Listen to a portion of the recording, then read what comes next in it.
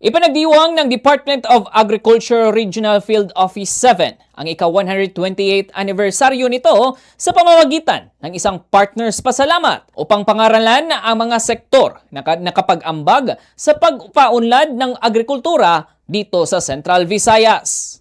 Ipinagdiwang ng Department of Agriculture Regional Field Office 7 ang ika-128th anniversary nito sa pamamagitan ng isang partners pasasalamat upang parangalan ang mga sektor na nakapag-ambag sa pagpaunlad ng agrikultura dito sa Central Visayas. Pinangunahan ni DA Regional Executive Director Angel C. Enriquez, SESO 3, ang kaganapan kagahapon, Hulyo 3, kung saan pinasalamatan nito ang mga lokal na pamahalaan, kooperatiba at taga-suporta ng sektor ng mamamayan.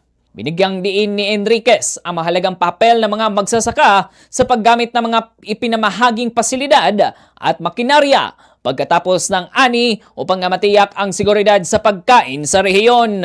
Isa sa mga pangunahing tinutukan ng DA7 ay ang pagpapaunlad ng mga pananim na may mataas na halaga tulad ng kape at mais na may malaking potensyal sa merkado upang mapataas ang kita ng mga magsasaka. Kabilang sa mga binigyan ng espesyal na pagkilala ay ang Bombo Radyo Cebu DYMF na nakatanggap ng Plaque of Recognition bilang isang aktibo na nagpapalawak at pagpalaganap ng impormasyon at mga programa sa agrikultura at sa pangingisda, kung saan personal na tinanggap ni Bombo Mary Divine Grace Cuello, Station Manager ng Bombo Radyo Cebu, ang parangal.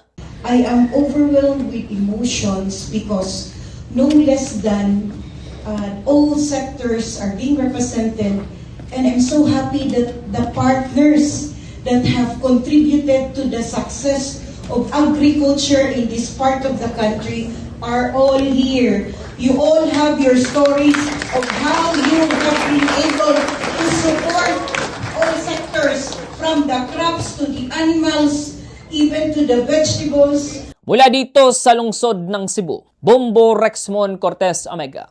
And this is Bombo Radio Philippines, the #1 and most trusted source of news and information. Basta Radyo, Bombo!